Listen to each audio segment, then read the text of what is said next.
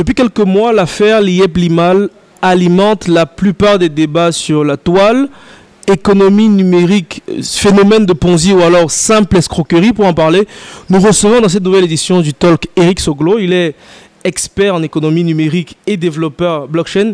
Eric, bonjour. Merci d'avoir accepté notre invitation. Bonjour Kevin, merci beaucoup d'avoir invité. Résident à Konsamba, on a donc dû se taper 120 km de route pour vous retrouver pour parler de ce phénomène qui aujourd'hui alimente la plupart des débats. Affaire Lieb Limal, économie numérique, phénomène de Ponzi ou alors simple escroquerie? D'accord. D'abord, pour commencer, il faut qu'on explique c'est quoi l'économie numérique. Tout à fait. Voilà. L'économie numérique, c'est toute forme d'activité que vous pouvez mener, mais en utilisant cette fois-ci les outils d'éthique. Donc, technologie d'information et de communication. Donc, quand on parle d'économie numérique, c'est que désormais, ce que nous faisons de manière classique, avec l'économie classique, où tu dois aller au marché pour vendre, tu vas te déplacer pour la communication et autres. Cette fois-ci, on se sert des téléphones, de l'Internet, des smartphones pour pouvoir se faire de l'argent. Voilà. Donc, quand on parle de l'économie numérique, généralement, il y a le e-commerce, qui est une forme d'économie numérique où vous restez chez vous, vous vendez, vous mettez des articles en ligne, vous pouvez vendre avec simplement avoir un compte WhatsApp. Vous avez vu que WhatsApp a carrément créé un compte professionnel pour promouvoir l'économie numérique.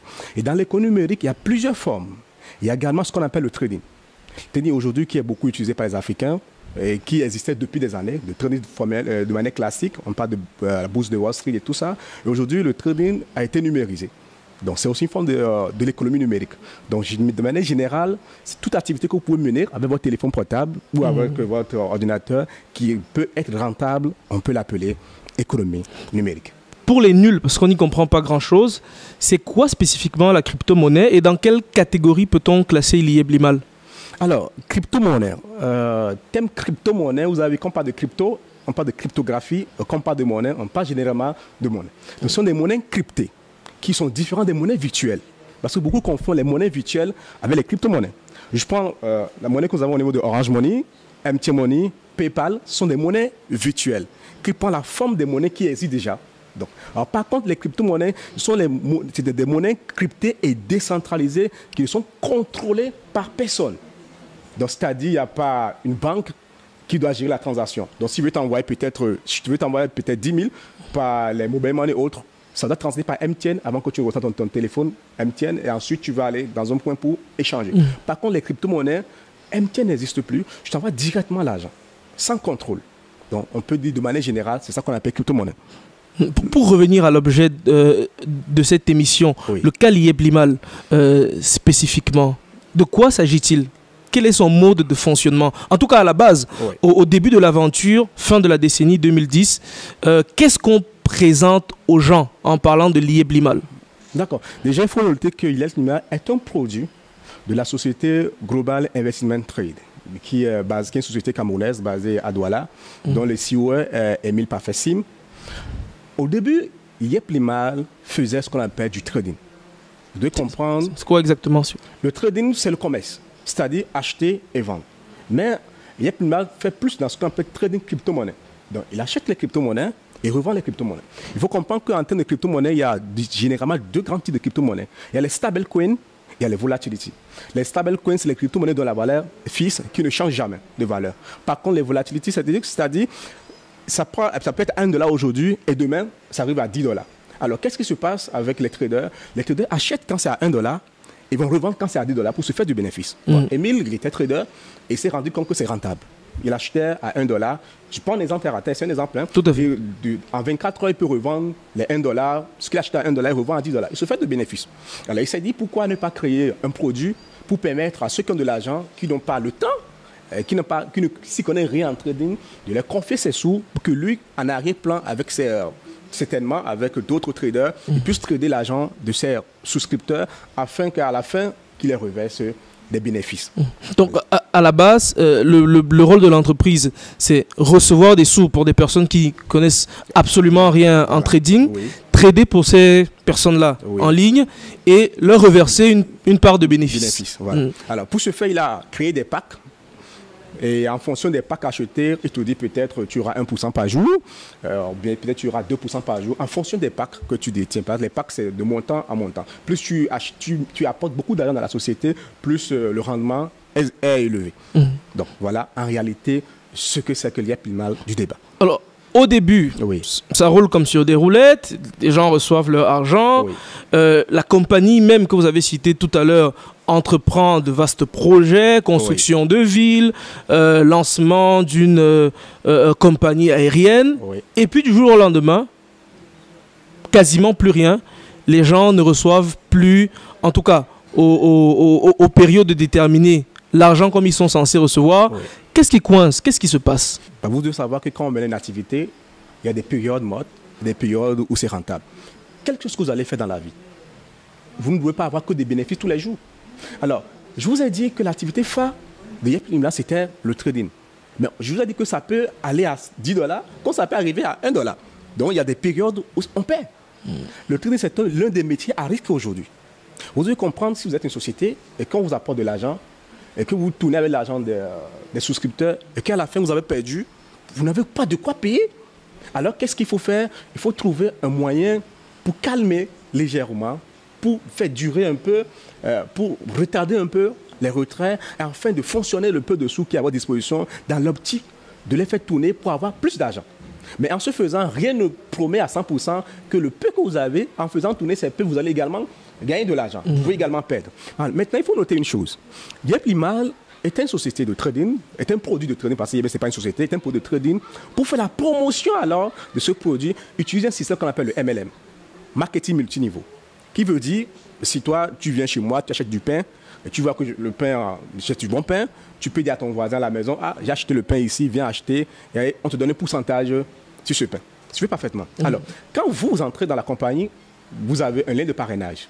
Alors, qu'est-ce qu'il dit? Il dit que moi, si moi, je parviens à parler de l'IEP-LIMAL à mon voisin ou à un membre de ma famille, et qui vient s'inscrire grâce à moi, il me donne 6% de l'argent que je Là, c'est un système pyramidal. Non, on ne peut pas. Est-ce qu'il n'y a pas d'escroquerie sur la marchandise? Non. Ce n'est plus que du trading. Non, c'est ça. Je viens de dire que pour faire la promotion... Dans un système de trading classique, vous mettez de l'argent et cet argent fait l'objet d'un trading normal. À partir du moment où on inclut le parrainage, est-ce qu'on ne sort pas de ce que... Non, on ne sort pas. Normalement, ça ne devrait pas poser de problème.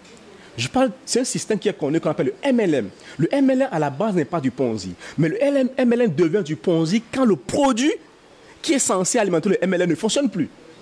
Alors, je vous expliquerai à terre. Quand je convainc, j'en parle, vous pouvez être convaincu quand je parle de l'IEP-LIMAL, à mon voisin au quartier, il dit « Ah, c'est intéressant. » Effectivement, c'est intéressant, puisque ton agent travaille pour toi, tu confies ton argent à des gestionnaires qui fonctionnent avec à la fin du mois ou chaque semaine, tu as quelque chose. Alors, pour que quand mon voisin arrive avec mon lien, on me dit « Ok, j'ai fait l'effort. J'ai joué le rôle de communicateur de la société. J'ai fait le marketing, j'ai fait le boulot. J'ai fait le boulot de la société. » Vous êtes d'accord avec moi? J'ai fait le boulot parce que je suis allé communiquer. J'ai présenté l'entreprise à un ami. Alors, la Global Investment Trade dit quoi? Comme c'est toi qui as fait le boulot, je te verse 6% de son argent. Alors, là, quand lui l'entre, on me donne 6% de son argent. Maintenant, normalement, si tout fonctionne parfaitement, il n'y a pas de problème. Parce que quand moi j'apporte, moi je suis un trader d'abord, de base, je peux faire 50% en une journée. Alors, Global Investment Trade promet 1% à ses investisseurs, mais il a la capacité de faire 60% vers l'argent de 60%. Tu vois, par exemple, l'intervalle, les cas entre 60% et 1%, c'est tellement énorme. Donc, payer 6% pour le parrainage n'est pas un problème si la machine qui est derrière fonctionne parfaitement. Alors, parallèlement, mon voisin qui entre aussi, si ce voisin parle de l'IEP-LIMAL à quelqu'un d'autre, il va gagner 6%. Et en retour, moi, qui suis le super parrain, je gagne aussi quelque chose, peut-être 3% ou 2%, en fonction du niveau où se trouve la personne qui entre dans le système. Alors, mais moi, en tant qu'expert, il y a un phénomène d'abord qui a coincé la société. C'est quoi? C'est les limo coin. C'est-à-dire, quand vous voulez entrer dans l'IEP-LIMAL, vous n'entrez pas directement avec le franc CFA, parce que le franc CFA n'est pas une monnaie virtuelle, ni monnaie numérique. Alors, qu'est-ce qui se passe? La compagnie vend ces monnaies virtuelles, qui ne sont pas encore des crypto-monnaies. Au début, ce n'est pas des crypto-monnaies. C'est des monnaies virtuelles, monnaie numérique que la compagnie a créée, de la fixer le prix à 1000 francs. Voilà. C'est-à-dire que si tu as 1000 francs, tu viens dans la société avec un limo coin. Si tu as 10 000, tu as 10 limo coin. On est d'accord? Alors, la compagnie a pris l'engagement, quand tu investis et ça commence à produire, Dans ton back-office, tu as les limo coins et non les francs CFA. Alors, en retour, pour retrouver de l'espèce, il faut convertir ces limo coins en francs CFA et la compagnie prend l'engagement de les racheter à 600 francs. Tu me suis parfaitement. Alors, il se pourrait que moi, ayant des limo coins, je peux te vendre directement des limo coins. Donc, à un moment donné, la compagnie n'a plus le contrôle des limo coins parce que entre les membres, les limo coins peuvent se vendre, peuvent se changer et chacun fixe le prix qu'il veut. Alors, imaginez par exemple, je viens de payer 1000 francs un limo coin et ça ressort à 600. C'est-à-dire que la compagnie d'abord gagne 400 francs par limo coin vendu. Mais quand nous devenons des hommes d'affaires, quand toi tu me vends tes limo coins, la compagnie n'a plus ces 400 francs. On rappelle que ces 400 francs que la compagnie prélève étaient censés être des fonds de sécurité. Pour que le jour où le trading ne marchait pas, où il y a des pertes, qu'il puisse puiser dans ces garanties, entre guillemets, pour continuer à payer. Déjà, vous comprenez, quand on peut dire contourner le système pour vendre des limo coins sans passer par la plateforme nécessairement, il y a un problème. La compagnie de base ne récupère plus ces 400 francs qui sont censés être des garanties. Alors, Émile a pensé à autre chose. Il a constaté rapidement que le trading, comme il pensait étant rentable, n'est plus rentable. Compte tenu du flux. Du flux, voilà. Ce n'est plus rentable. Et des variations. Voilà. Et les gens ils font énormément confiance. L'argent entre dans la société, mais il n'y a plus le rendement. Le retour sur investissement n'y est plus. C'est-à-dire qu'il continue de trader, sauf qu'il perd de l'argent. Effectivement.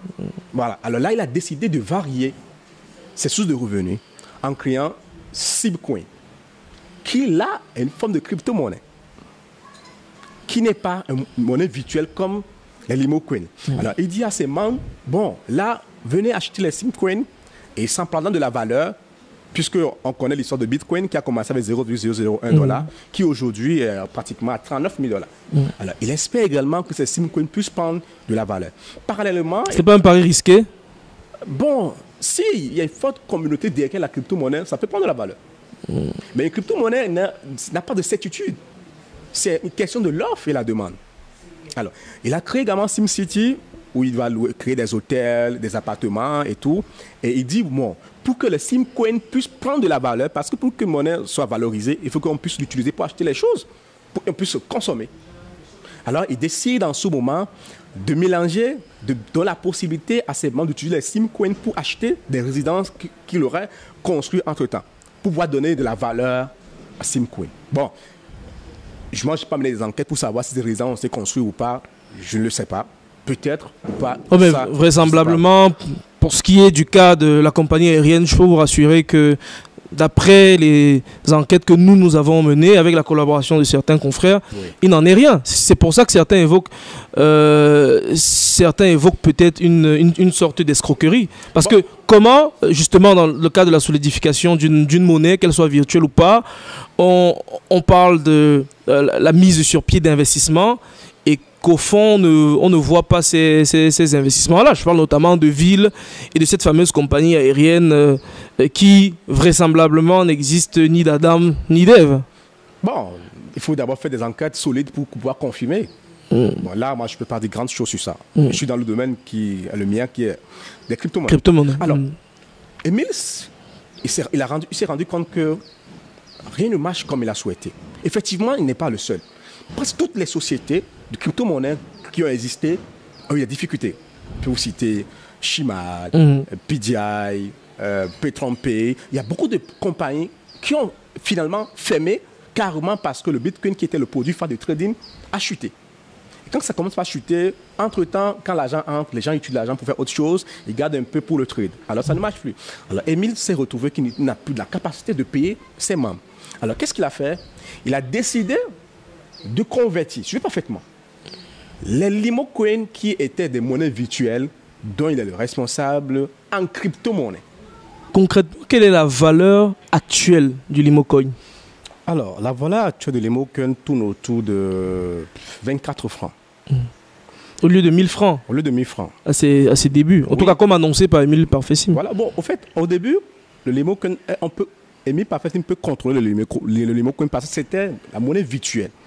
Mais là, c'est un token, une forme de crypto-monnaie. C'est-à-dire la valeur du limo coin ne dépend plus de Émile Parfessim, mais de la communauté qui détient le limo coin. Et ce qui a fait chuter la valeur du limo coin, c'est d'abord l'attente des retraits qu'il y avait.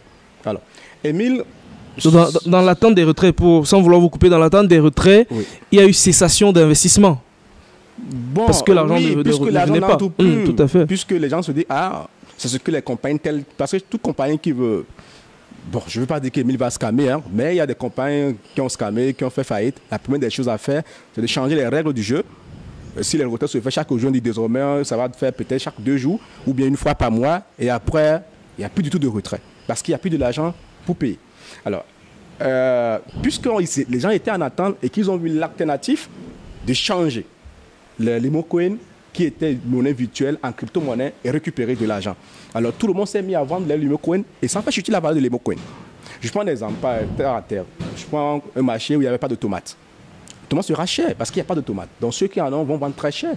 Alors, subitement, du jour au lendemain, il y a 17 camions de tomates qui arrivent dans le marché pour vendre les tomates. Ce sera moins cher. Ben, tout le monde va vouloir vendre. C'est ce qui s'est passé au Limocoin. Et la valeur a chuté et ça risque égal. Ça peut continuer à chuter puisque la plupart des communautés qui sont censées soutenir le Limocoin sont découragées. On a lu justement aujourd'hui un communiqué d'Emile Parfait Sim qui invitait les gens, ça peut paraître paradoxal pour ceux qui ne comprennent pas suffisamment, à investir davantage au moment où il n'y a pas de retour. C'est la solution idéale pour que le limo puisse prendre de la valeur. Puisqu'il faut en acheter, il faut avoir de l'Imocoin. Il faut que la demande dépasse l'offre pour que l'Imocoin puisse prendre de la valeur. Donc, ce qu'aurait dû faire la communauté, c'est de rester dans lancer, d'essayer de garder l'Imocoin, peut-être d'en acheter pour faire monter de la valeur. Bon, mais vu la confiance qui est déjà perdue, tout ce qui parle autour du projet d'Aplimal, la communauté se décourage chaque jour. Et plus il se décourage, plus ça va continuer à chuter. Est-ce que vous n'avez pas le sentiment que de la part d'Emile Parfait Sim, il y a eu une succession de prises de mauvaises décisions avant qu'on en arrive à cette situation de quasi non-retour? Vous savez, un homme d'affaires, un chef d'entreprise commet des erreurs. Ça, c'est clair. Peut-être ne s'est pas entouré des bons conseillers pour donner des conseils dans le domaine des crypto-monnaies. La crypto-monnaie aujourd'hui, c'est un domaine où même les Européens, les Américains ne s'en sortent pas. Parce que c'est un marché vraiment manipulé. Voilà. Bon, quand j'ai suivi le déroulement des événements, il s'est vraiment comporté comme un chef d'entreprise. Il a fait de son mieux pour sauver l'entreprise. Parce que j'ai vu comment il a d'abord limité un peu les retraits. Il a d'abord essayé de cadrer les choses.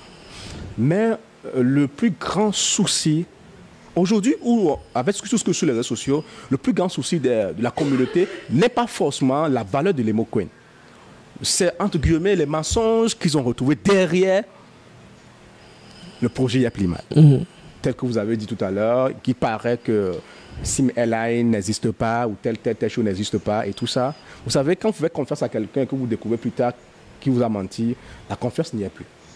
Peut-être ce sont ces comportements, ces décisions qui l'ont conduit là où nous sommes aujourd'hui. Sinon, honnêtement, étant du domaine, quand il a vu que le bateau est en train de se couler, il a fait de son mieux pour regarder les choses, mais on peut dire qu'il était trop tard. Il se raconte par exemple qu'au début, il était entouré d'une armée de traders qui travaillaient à suivre ses différents investissements et qu'à un moment donné, ça ne s'est pas très bien passé avec ces derniers.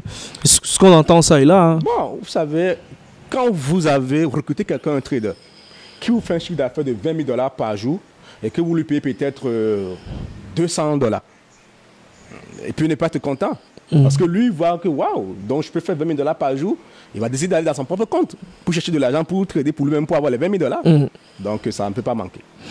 Ça semble quand même mal barré hein, pour Emile Parfait Sim et compagnie. Non, la valeur est la valeur du Limocoin est à 24 francs, comme vous avez dit. Il y a les suspicions en tout genre. Il y a surtout tout ce qui se raconte sur la toile. Ça semble mal barré, comme je le disais. Bon, au fait, comme je dis souvent, rien n'est impossible en affaires. Tout n'est pas perdu. Il suffit juste qu'ils s'entourent encore des experts, comme au début, et qu'ils essaient de réfléchir comment redonner confiance à ces investisseurs et voir dans quelle mesure faire évoluer la valeur du Limocoin. C'est possible, hein? Même étant 24 francs, ça peut repartir et même aller à 10 dollars, même plus tard. S'ils sont tout bien, ils utilisent un bon système, le Limocoin peut se retrouver même à 20 000. Hein? S'ils utilisent des mécanismes bien solides, c'est possible. Rien n'est impossible, c'est possible. Donc, tout ce que moi je peux dire, rien n'est encore perdu. Rien n'est encore perdu. Qu'il essaie de communiquer, parce que moi, ce que moi je l'ai rapproché, c'est le temps qu'il a mis avant de communiquer. Parce que quand on commence par t'accuser de toi à travers, il faut rapidement faire communiquer pour dire que non, tout ira dans l'ordre. Mais il y a eu un petit temps de silence qui a encore semé plus de doute dans le cœur de ces investisseurs ou ces souscripteurs qui s'affrolent de toi à travers. Alors, mais je profite de la même occasion pour dire une chose à tous ceux qui investissent dans les crypto-monnaies. D'abord, un investisseur doit comprendre que quand il investit, ce n'est pas à 100% qu'il doit gagner. Je suis sûr à 95% quand vous prenez le contrat de Yep Limal, il doit être mentionné quelque part que vous pouvez perdre votre argent ou le trading est un métier à haut risque. Et il y a des clauses. C'est peut-être pour ça qu'il ne s'est pas gêné à répondre. Oui, parce qu'il sait que de toutes les façons, il y a de faibles chances qu'il soit poursuivi par les souscripteurs. Bon, d'abord, tu le prends, je vois des gens dire avocat international, de ci et ça. Non, mais c'est un contrat. Si dans le contrat, je vous ai dit, il est possible qu'on peut perdre, mais qu'on a perdu. Et si dans le contrat, je vous ai dit, si on perd, voilà ce qu'on va faire. C'est si je ne respecte pas ce qu'on doit faire en cas de perte que vous pouvez porter plainte. Et là il n'a pas déclaré faillite. Il n'a pas déclaré qu'il y a de perte. Non. Moi, j'ai pensé, je me suis dit, les gens se sont trop vite lancés dans des procédures. Parce qu'il faut d'abord attendre qu'ils déclarent faillite. Mais tout ce que les gens pouvaient faire à l'époque, c'est de dire, attention, on observe un retard de paiement. Les leaders devaient cesser, donc ceux qui parlent, de parrainer à nouveau. Honnêtement, on cesse de parrainer, on observe comment ça va se passer. Parce que nous qui sommes dedans, on n'est pas satisfait. Quand tu n'es pas satisfait d'un produit, tu peux parler du produit à quelqu'un d'autre. C'est de patienter, voir comment ça va se passer avant de continuer à ramener d'autres personnes dedans. Mais l'action menée, on peut dire que c'est très tôt.